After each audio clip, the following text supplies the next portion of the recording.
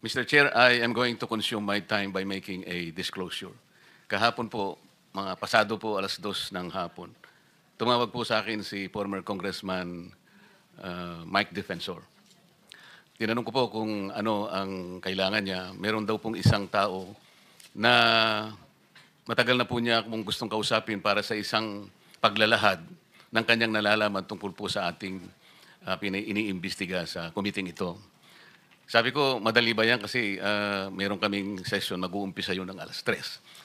Sandali lang ito, sabi niya, kasi nandito lang naman kami rito sa may Golden China. Ito pong restaurant malapit sa atin. Mga 5 minuto lang po siguro mararating natin. So ako po ay nagparaya at pinuntahan ko kung sino yung sinasabi niyang tao. Kasi po meron na raw po siyang draft na salaysay na kung gusto ko raw pong makita. So Mr. Chair, ako po ay nagpaunlak para makita kung talagang meron nga ganung tao at meron nga siyang gustong isalaysay. Nakita ko po yung tao at pinabasa niya po sa akin yung isang salaysay na nakaporma na po. Binasa ko po. Yun pong salaysay na yun ay nagsasabi ng kanyang pagkalungkot at siguro pagkabahala, sabi niya, na bakit nangyayari sa ating bansa ito. At nalulungkot siya, Mr. Chair, sapagkat meron siyang partisipasyon doon eh. At nung nakita ko ang kabuuan ng kanyang salaysay, meron po siyang personal na kaalaman para ikonekta si Representative Saldico kay former Speaker Martin Romualdez. Sabi ko, hindi ako pwedeng magtagal, nabasa ko na ito, hahabol ako kako sa aming sesyon 3:00.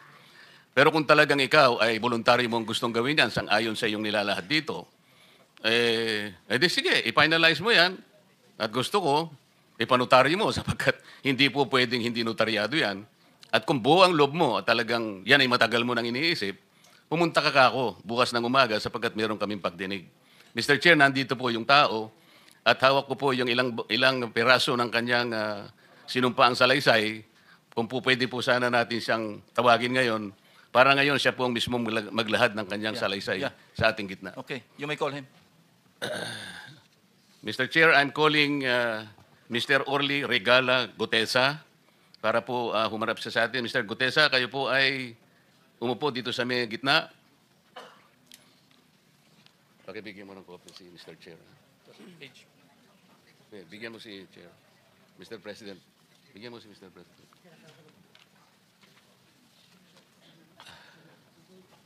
Manatili ka muna nakatayo kasi nunumpa ka.